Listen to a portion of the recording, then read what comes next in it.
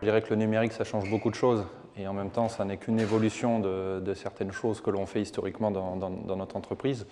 En termes de continuité, par exemple, on parlait de compteurs qui sont aujourd'hui communicants.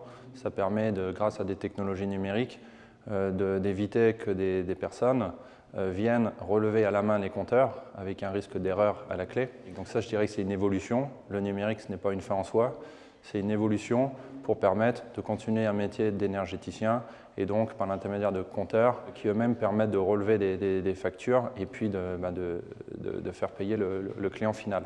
Ça, je dirais que c'est un premier exemple. Un deuxième exemple pour illustrer au contraire que le numérique change beaucoup de choses, c'est la notion de mix énergétique. Historiquement, le groupe ex-GDF Suez était spécialiste soit du gaz, soit de la chaleur, soit du froid, soit de l'éclairage public, etc. De plus en plus, on nous demande non pas de gérer en silo chacun de ces métiers, mais au contraire de travailler sur la notion de mix énergétique à une échelle non pas uniquement nationale, mais une échelle de plus en plus locale.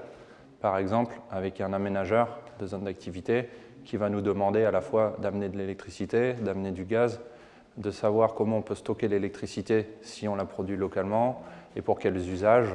Et encore une fois, on va ensuite ajouter une notion de compteur communicant ou de suivi des consommations grâce à des outils digitaux.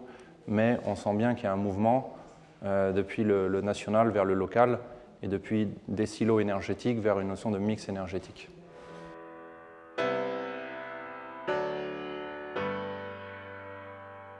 Donc aujourd'hui, notre métier, c'est de répondre à des appels d'offres, que ces derniers soient dans le cadre de marchés publics, de partenariats public-privé, de délégation de services publics, que ce soit même concessives ou en affermage, etc. Donc on est bien toujours contraint à un cadre réglementaire, national et européen, qui nous oblige à respecter les principes fondamentaux de la commande publique, à savoir l'égalité, la continuité du service public, etc. On travaille aussi bien sûr sur les notions de péréquation financière et essayer participer à l'aménagement des territoires sous l'angle énergétique, donc de favoriser la tarification qui permet de répondre à une précarité énergétique de certaines franges de la population, mais également à d'autres franges de la population qui au contraire peuvent payer un peu plus cher leur énergie. Donc on travaille bien sûr aussi sur ces notions-là.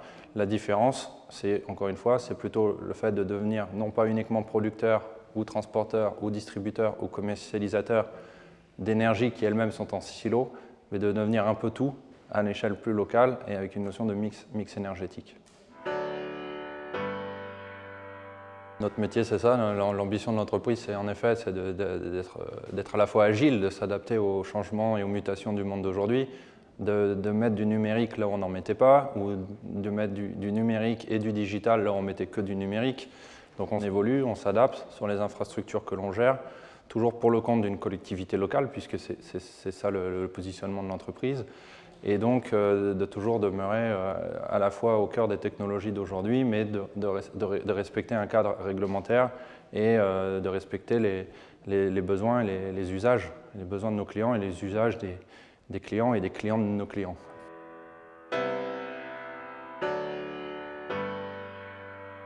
La réponse est oui et non.